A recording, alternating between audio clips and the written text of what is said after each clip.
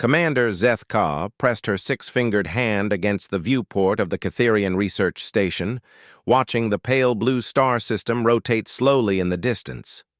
Her crimson eyes, large and multifaceted like cut gems, reflected the starlight as she considered the ancient texts displayed on her workstation's holographic interface. "Still reading those old fairy tales?" asked her research partner, Dr. Vexna, his voice carrying the melodic trill that marked him as one of the younger Catherians. His scales shifted from deep purple to amused silver as he approached her workstation. Zeth-Ka didn't turn from the viewport. "These aren't fairy tales, Vex. The archaeological evidence keeps mounting. Look at this." She gestured to the hologram, which showed a series of cave paintings from 3 different worlds, each separated by thousands of light years.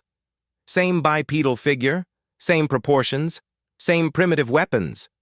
Vexna's scales darkened to skeptical brown. "Convergent evolution. It happens all the time. Not with this level of detail."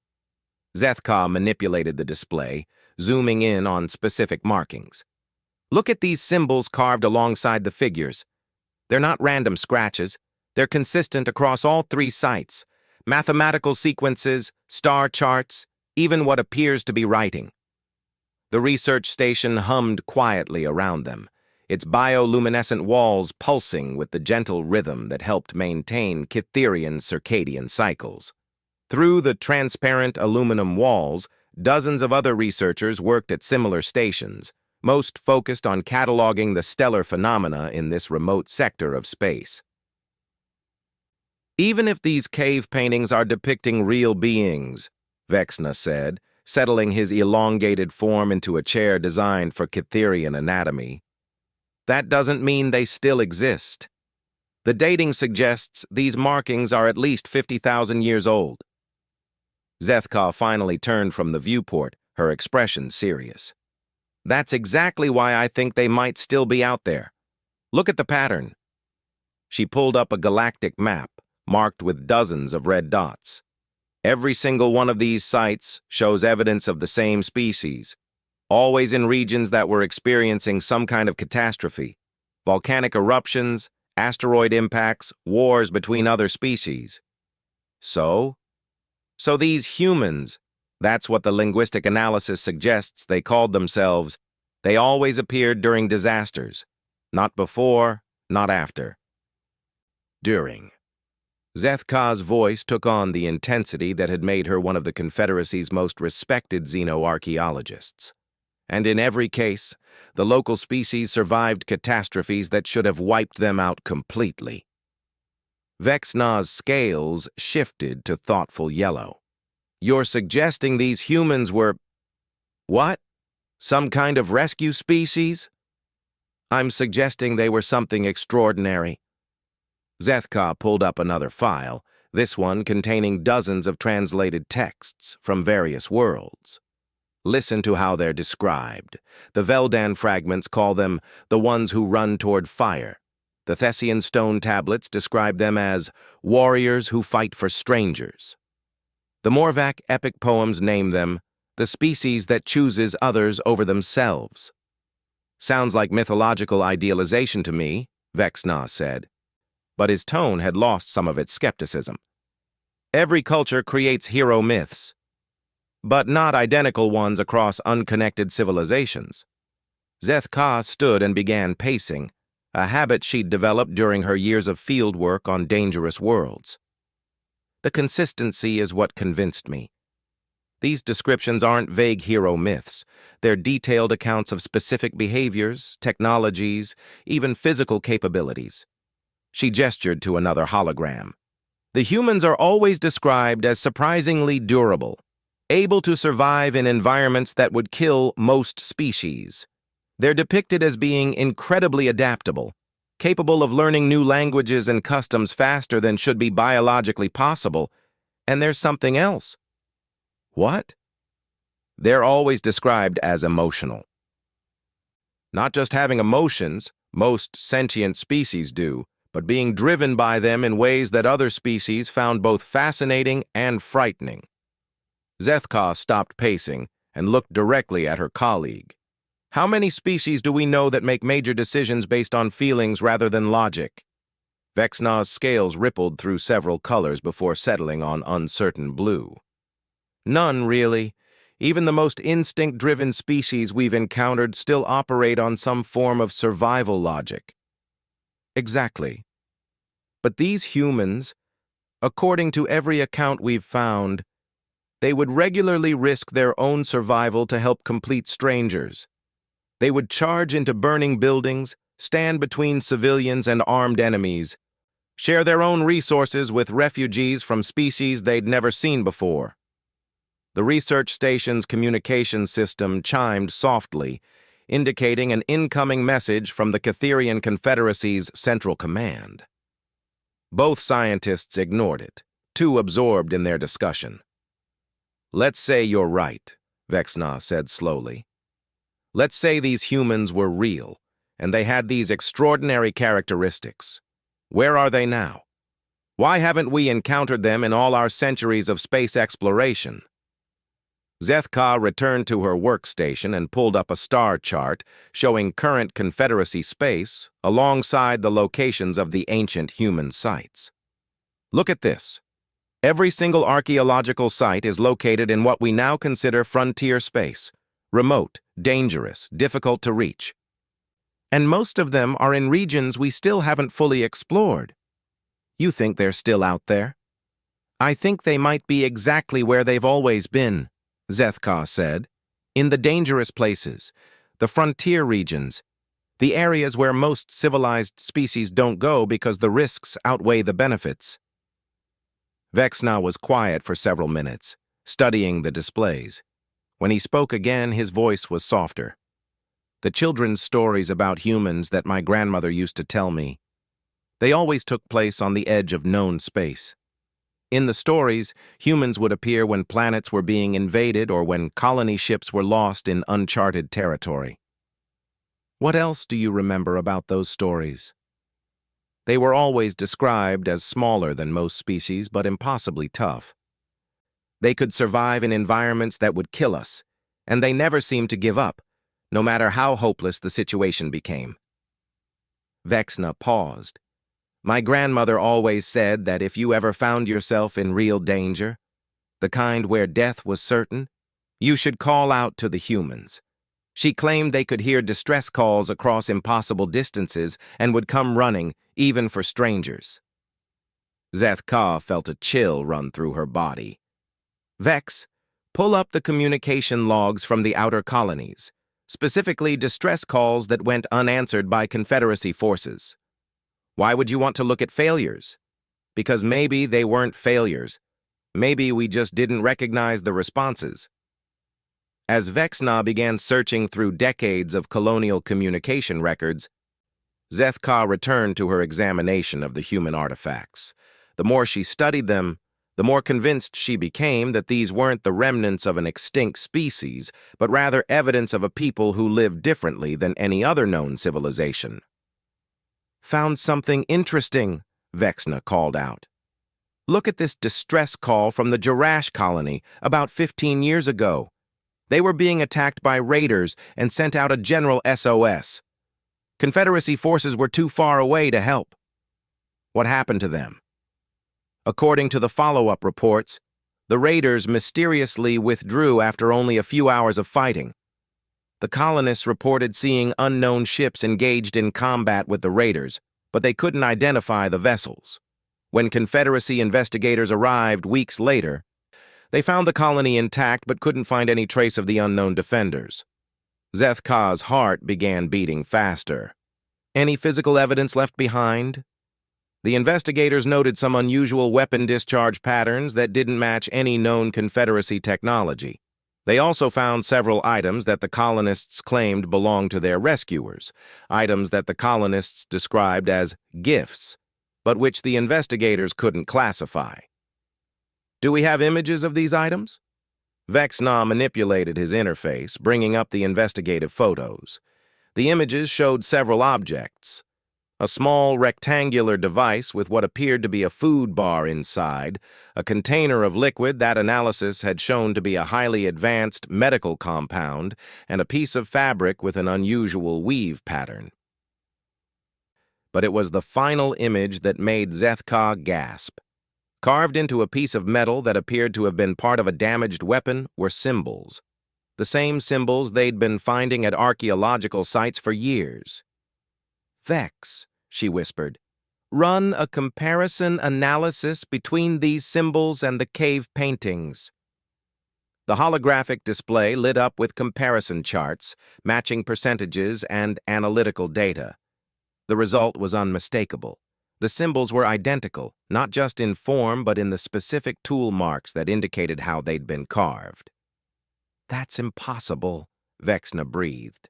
"These photos are 15 years old. The cave paintings are 50,000 years old. The tool marks can't be identical unless they were made by the same species, using the same techniques. Passed down through generations." Zethka stood up abruptly. "Vex, I need you to search every colonial record from the past century. Look for any incident where help arrived from unknown sources, any case where colonists reported being rescued by unidentified individuals, any mention of strangers who appeared during disasters and then disappeared. That could take days to compile properly. Then we'd better get started." Zethka began pulling up additional databases. "Because if I'm right, the humans aren't extinct legends. They're still out there, still doing exactly what they've always done." "And what's that?" "Helping people who need help, whether those people believe in them or not." As the two Catherian scientists began their exhaustive search through colonial records, neither of them noticed the small communication device hidden in the research station's ventilation system. The device, no larger than a Catherian fingernail, had been monitoring their conversation with perfect clarity. Thousands of light years away, in a region of space that most Confederacy charts marked simply as unexplored, the device's signal was received by a communication array built into the hull of a vessel that didn't appear on any known ship registry. Inside that vessel, a bipedal figure with unusually durable bone structure and an emotional capacity that would have fascinated xenobiologists listened to the recording. The figure smiled, an expression that involved showing teeth, which most species throughout the galaxy found intimidating but which humans used to indicate pleasure or affection. "Looks like someone's finally putting the pieces together," the human said to her companions, all of whom shared her species' distinctive combination of fragility and resilience, logic and emotion, caution and reckless courage. "Think we should make contact?" The human considered this carefully. For 50,000 years, her species had maintained their policy of remaining hidden, helping from the shadows, appearing only when help was desperately needed, and disappearing before their aid could be traced back to its source. "Not yet," she decided, "but keep monitoring. If they're smart enough to figure out we exist, they might be smart enough to understand why we've stayed hidden." The human vessel continued its patrol of the dangerous frontier regions, its crew alert for the distress calls that would inevitably come. Because in a galaxy full of species that had learned to be civilized, cautious, and logical, someone had to be willing to run toward danger when strangers needed help. Someone had to be human. Back on the research station, Zethka and Vexna worked through the night, their excitement growing with each new piece of evidence they uncovered. Colonial records stretching back decades told the same story over and over. Mysterious rescuers appearing during disasters, helping whoever needed help, and vanishing before they could be properly thanked or identified. The humans were real. They were still out there, and they were still doing what the ancient stories said they'd always done, protecting people who couldn't protect themselves, regardless of species, politics, or the personal cost. The only question remaining was whether the galaxy was ready to learn that its oldest fairy tales were actually its newest neighbors. 3 days after their breakthrough in human research, Zeth Ka and Vex Na were still deep in their analysis when the emergency alarms began screaming throughout the research station. The bioluminescent walls immediately shifted to harsh red emergency lighting, and automated voices began broadcasting in the 6 primary languages of the Catherian Confederacy. All personnel to emergency stations. This is not a drill. Unknown hostile vessels approaching from Vector 779. Estimated arrival in 43 minutes. Zeth Ka's scales shifted to alarm white as she and Vex Na looked at each other across their scattered research materials. The research station was located in deep space, far from any regular shipping lanes or military patrols. There was no logical reason for anyone to attack them. Could be pirates, Vex Na suggested, but his voice lacked conviction. Pirates typically targeted cargo vessels or wealthy colonies, not isolated research facilities studying ancient civilizations. Commander Telquin's voice came over the intercom system, tense and professional. All research personnel, this is the commander. We have confirmed 17 ships of unknown configuration approaching our position. They are not responding to communication attempts and are displaying weapon signatures consistent with military-grade assault vessels. We are implementing Evacuation Protocol 7. Zeth Ka felt her heart sink. Evacuation Protocol 7 meant the situation was considered hopeless. The research station had only light defensive systems and a small security force meant to deal with equipment thieves, not a military assault. The evacuation pods could carry everyone to safety, but it would mean abandoning years of research and the most significant archaeological discovery in Confederacy history. "We can't leave," Zeth Ka said suddenly, surprising herself with her vehemence. "All of our research, the human artifacts, the proof we've been gathering, if we evacuate now, everything will be destroyed." Vex Na's scales shifted to worried blue. "Zeth, if we stay, we'll likely be destroyed too. Whatever those ships want, they're not coming here to negotiate." Around them, other researchers were quickly packing essential data drives and personal belongings. The organized chaos of an emergency evacuation was well rehearsed. Everyone knew their assigned pod and their specific responsibilities. But Zeth Ka couldn't bring herself to move. She stared at the holographic displays showing their accumulated evidence about humanity. 50,000 years of history, proof of an extraordinary species that had been helping others throughout the galaxy, and now it would all be lost because of some random attack. "The communication array," she said suddenly. "What?" "The main communication array. If these attackers are really hostile, if they're really going to destroy the station, maybe we should send out a distress call first. A general broadcast on all emergency frequencies." Vex Na looked at her strangely. "The commander will handle distress calls, Zeth. That's standard protocol." "No. You don't understand." Zeth Ka moved to her workstation, fingers flying over the holographic interface. "I mean a specific kind of distress call, the kind that the children's stories talk about, the kind that humans supposedly respond to. You want to call for help from a species that might not exist? I want to test our hypothesis." Zeth Ka's determination surprised even her. If humans are real, if they really do respond to distress calls from strangers, then this is exactly the kind of situation where they would appear. Before Vex Na could argue further, Zeth Ka activated the research station's deep space communication system. She broadcast on every emergency frequency she could access, sending out a simple message in multiple languages. "Unknown hostile force approaching research station. Civilian personnel in immediate danger. Requesting assistance from any vessels in range." Then, almost without thinking, she added something else. Using the ancient symbols they'd been studying, the ones found at every human archaeological site, she transmitted a simple pictographic message, a representation of people in danger, reaching out for help. "There," she said. "If there really are humans out there and if they really do respond to calls for help, we'll know soon enough." Vex Na shook his head, but he didn't leave her side. At least let's get to the evacuation staging area. We can monitor communications from there just as easily. They gathered their most essential research data and headed for the central hub where evacuation pods were being loaded. Around them, the research station's few hundred inhabitants moved with practiced efficiency despite their obvious fear. These were scientists and support staff, not soldiers. They had no experience with combat and no weapons beyond basic security tools. Commander Tel Quinn was coordinating the evacuation from the central hub, his reptilian features tense with concentration. Evacuation pods 7 through 12 are loaded and ready for launch. Pods 1 through 6 will launch in 10 minutes.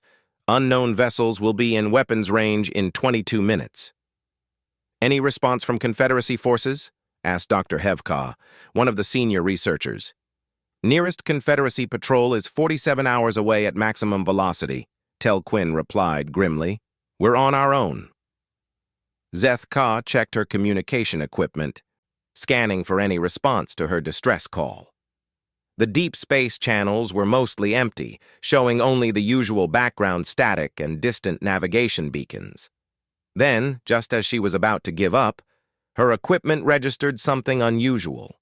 A brief transmission on a frequency that wasn't part of standard Confederacy communication protocols. The signal was too weak to decode, but it definitely wasn't random space noise. "Did you catch that?" she asked Vexna. "Catch what?" Before she could explain, the station's external sensors picked up something that made everyone stop talking.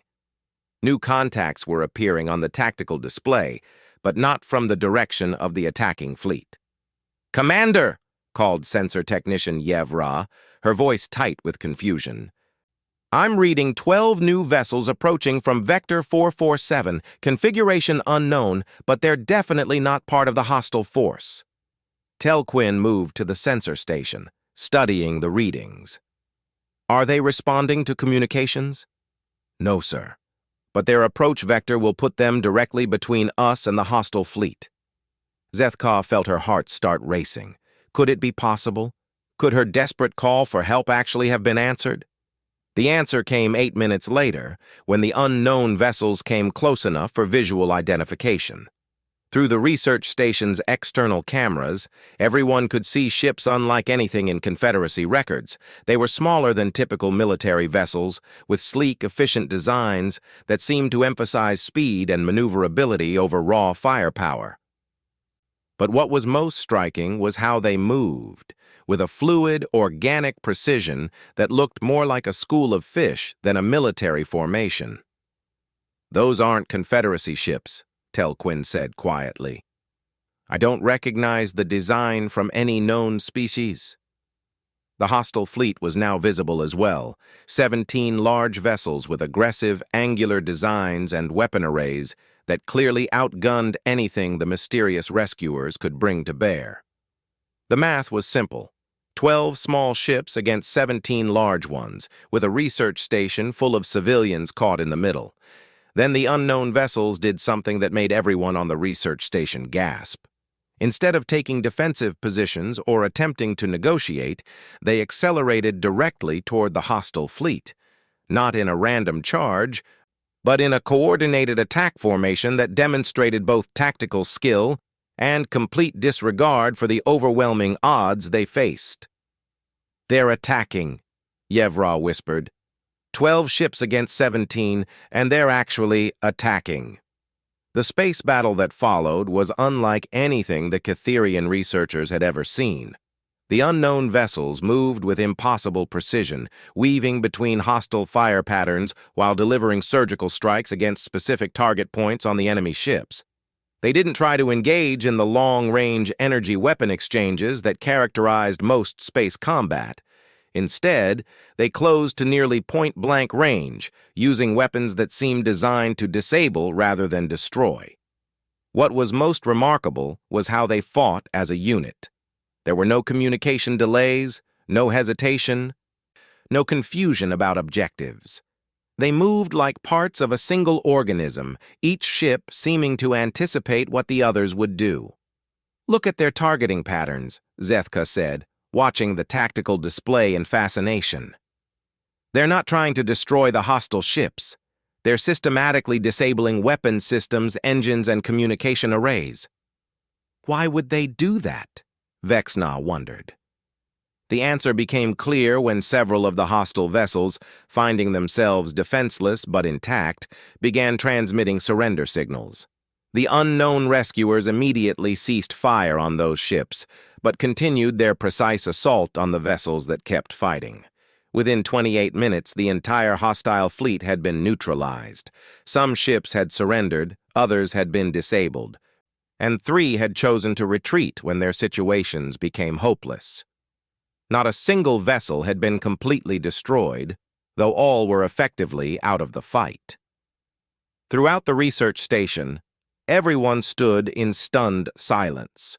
They had just witnessed a masterclass in space combat tactics, executed by ships from an unknown species that had appeared out of nowhere to help complete strangers. Then Commander Telquin's communication system activated, and a voice spoke in slightly accented but perfectly understandable Catherian. Research station personnel, this is Captain Sarah Chen of the Human Relief Fleet. The hostile forces have been neutralized. Are you in need of medical assistance or emergency supplies? The silence that followed was profound. Zethka felt as though her world had suddenly expanded in ways she couldn't have imagined. Every fairy tale, every ancient legend, every children's story had just proven itself real. Human Relief Fleet, Telquin repeated slowly. Did you say human? That's correct, Commander. We received your distress call and responded as quickly as possible. We're prepared to provide whatever assistance you need. Zethka couldn't contain herself any longer. She activated her personal communicator and spoke directly to the human captain. Captain Chen, this is Dr. Zethka. I'm a xenoarchaeologist. I've been studying evidence of human activity throughout the galaxy for years. I can't believe you're really here. There was a brief pause before Captain Chen responded, and when she did, there was warmth in her voice. Dr. Zethka, we're aware of your research. We've been monitoring your communications, and we're impressed by your dedication to uncovering the truth. You've been monitoring us? It's our job to know when someone needs help, Doctor. That includes knowing when fellow scientists are doing important work. Would you like to meet in person? I think there's a lot we could discuss. Commander Telquin looked at Zethka with a mixture of amazement and concern. Doctor, we don't know anything about these humans beyond what they've just demonstrated.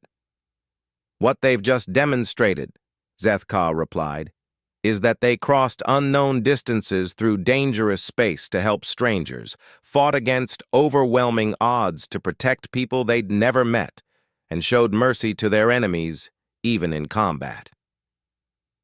That's exactly what all the ancient stories said they would do. Captain Chen's voice came through the communicator again. Commander Telquin, I understand your caution. We're prepared to provide full documentation of our identity and peaceful intentions. We can also provide assistance with the disabled hostile vessels if you need help determining their origins or motivations. Why? Telquin asked. Why did you come here to help us? The answer that came back was simple, delivered in a tone that suggested the human captain found the question slightly puzzling. Because you needed help, Commander, and because helping people is what humans do. Over the next several hours, as the immediate crisis was resolved and the hostile fleet was secured, Zethka found herself in the middle of the most extraordinary first contact situation in galactic history. The humans weren't just real, they were exactly what the ancient stories had claimed they would be. They were smaller than most galactic species, just as the legend suggested. Their captain, Sarah Chen, was barely 2/3 the height of an average Catherian, with soft-looking skin and hair that seemed impractical for survival in hostile environments. But her movements showed a coiled strength and alertness that spoke of someone comfortable with danger.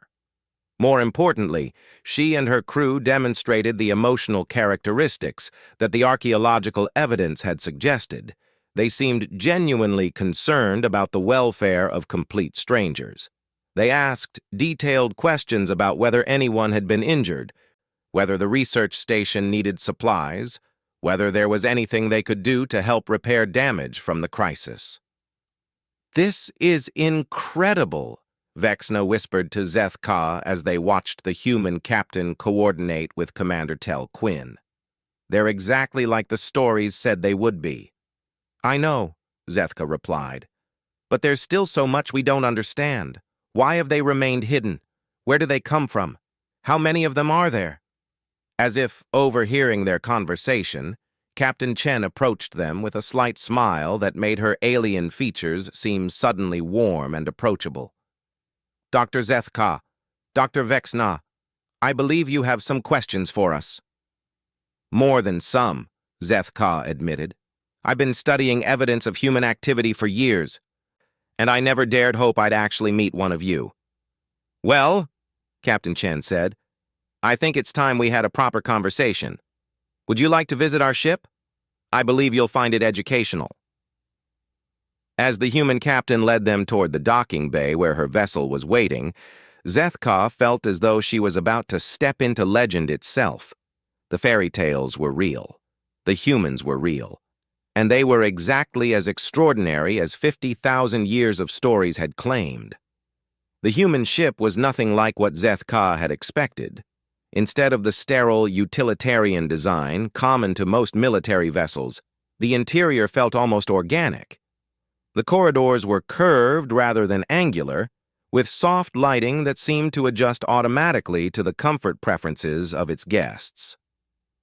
Plants grew in carefully tended sections throughout the ship, and the air carried the faint scent of something that reminded Zeth-Ka of the flowering gardens on her home world.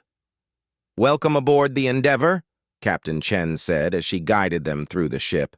"I know this might seem unusual compared to Confederacy vessels, but humans tend to make our spaces feel like home wherever possible." Vexna's scales shifted to curious green as he examined the walls, which appeared to be made of some kind of biocomposite material. "This technology is remarkable. I've never seen anything like it." "We've had a long time to develop it," Captain Chen replied with that same warm smile. 50,000 years gives you plenty of opportunity to refine your engineering techniques." They entered what appeared to be a combination meeting room and observation lounge, with comfortable seating arranged around large viewports that showed the research station and the now secured hostile fleet. Several other humans were waiting there, and Zeth-Ka was struck by the diversity she saw.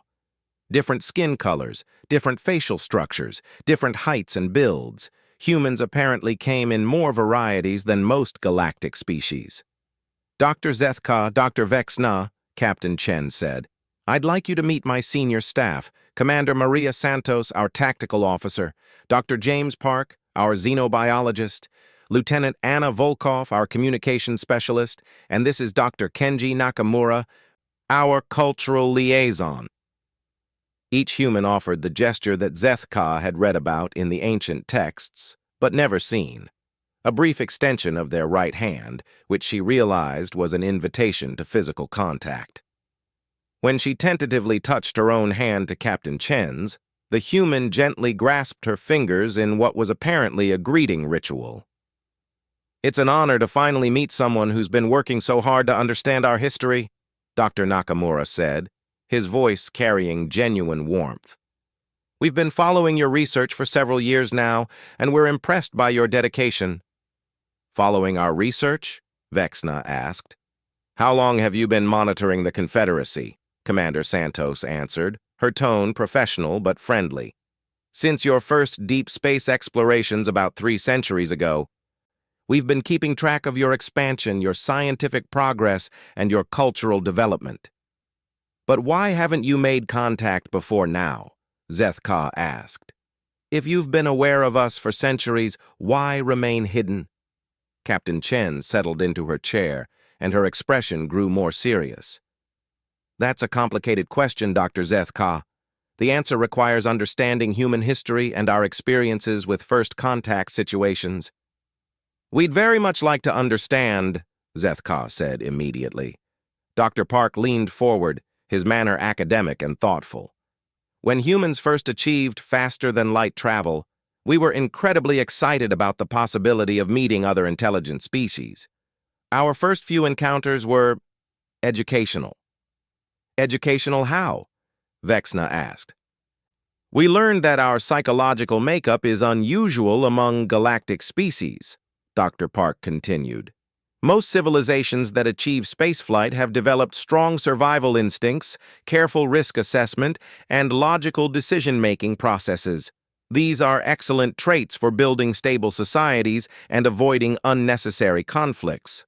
But humans, Commander Santos added, tend to make decisions based on emotional rather than logical considerations.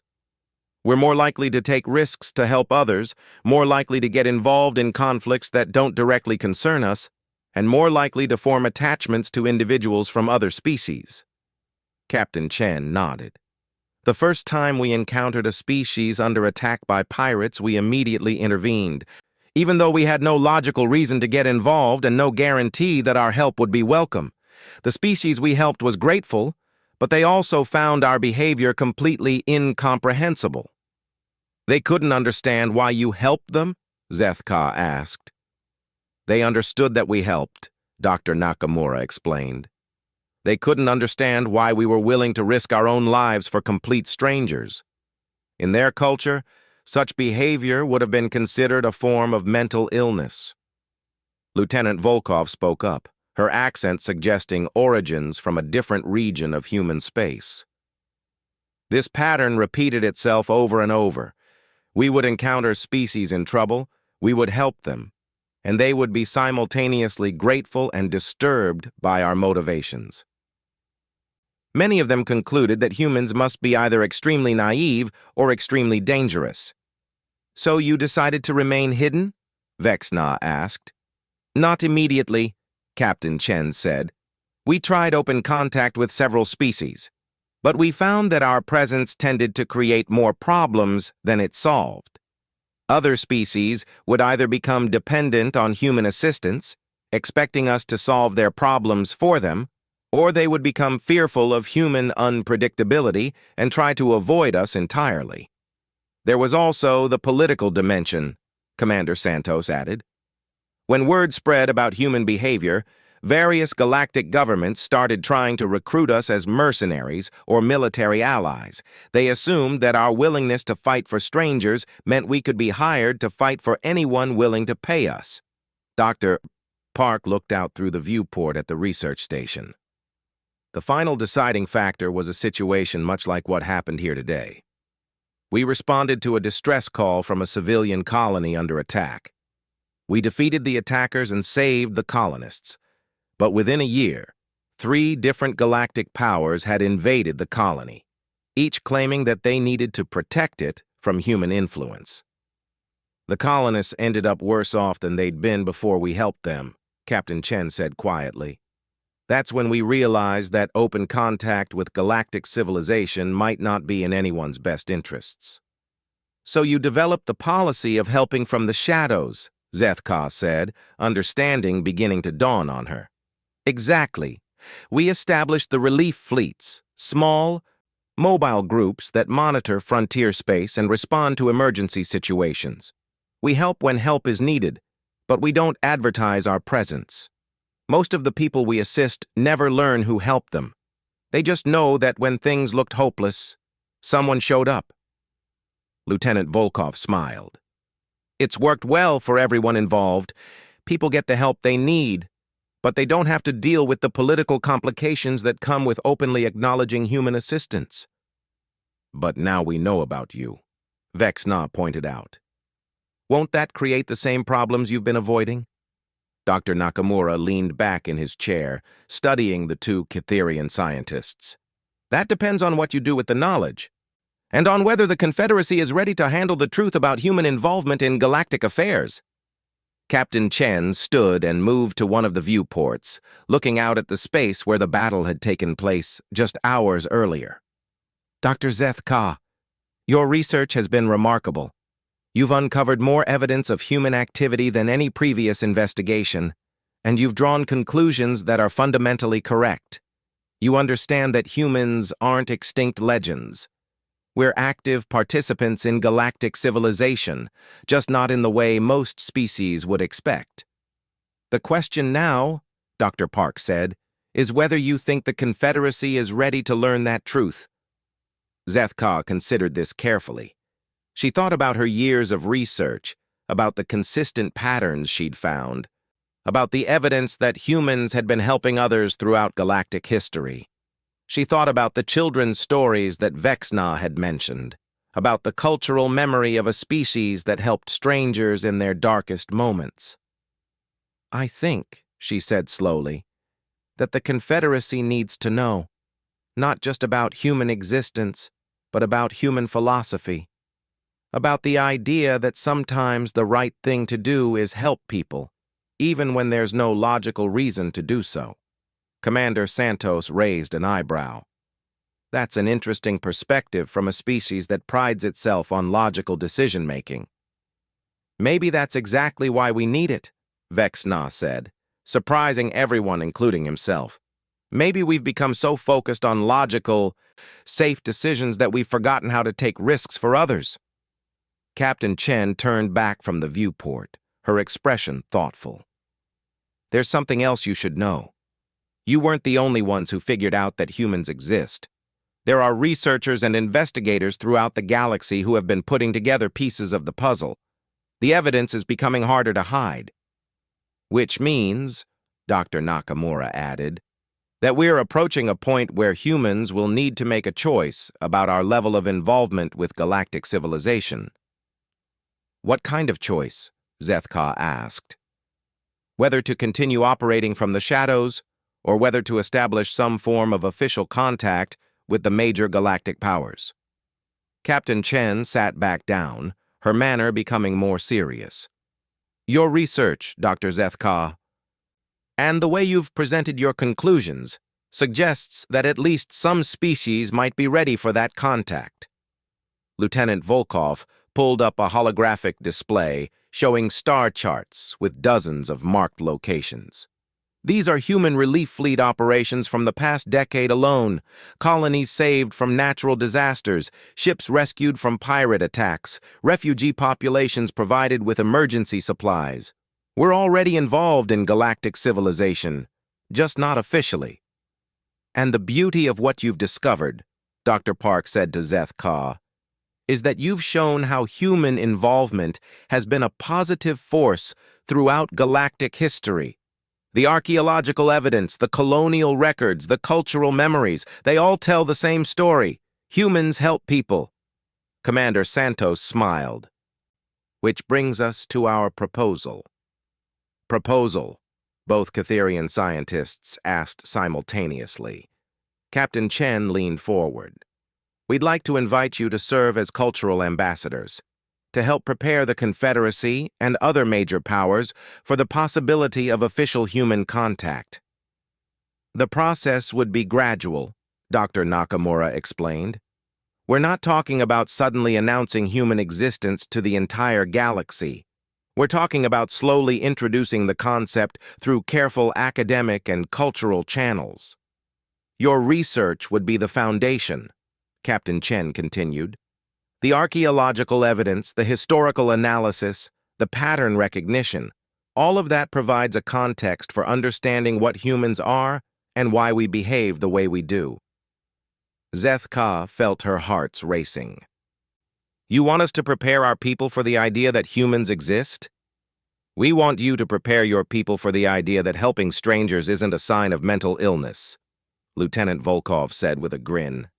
And that sometimes the most logical thing to do is trust your emotions.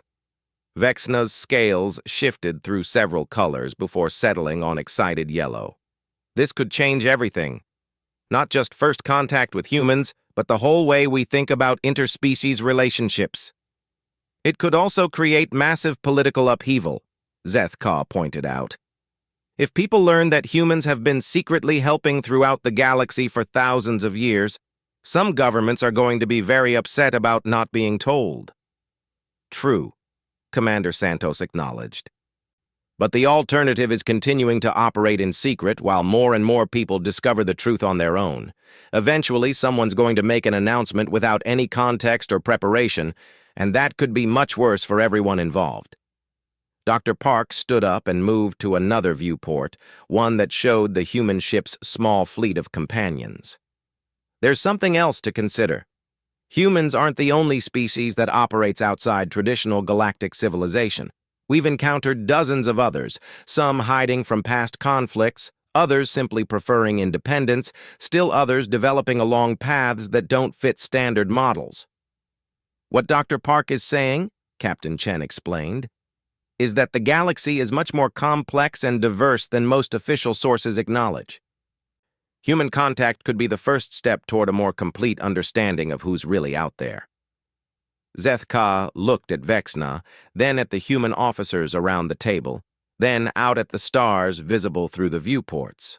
Somewhere out there were species and civilizations that had remained hidden for millennia, helping others, exploring independently, developing unique cultures and technologies.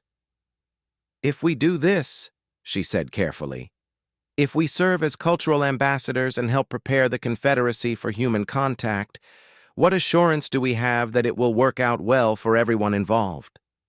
Captain Chen smiled, and in that smile Zethka could see the quality that had made humans legendary throughout the galaxy, the willingness to take emotional risks for the sake of others.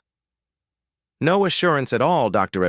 Zethka," the human captain said honestly, "but that's what makes it worth doing."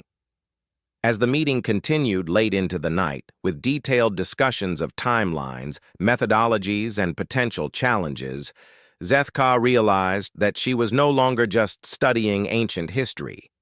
She was helping to shape the future of galactic civilization. The fairy tales had been real all along. The humans were exactly as extraordinary as the stories claimed. And now, after 50,000 years in the shadows, they were ready to step into the light. Carefully, gradually, and with the help of friends who understood that sometimes the most important decisions couldn't be made with logic alone.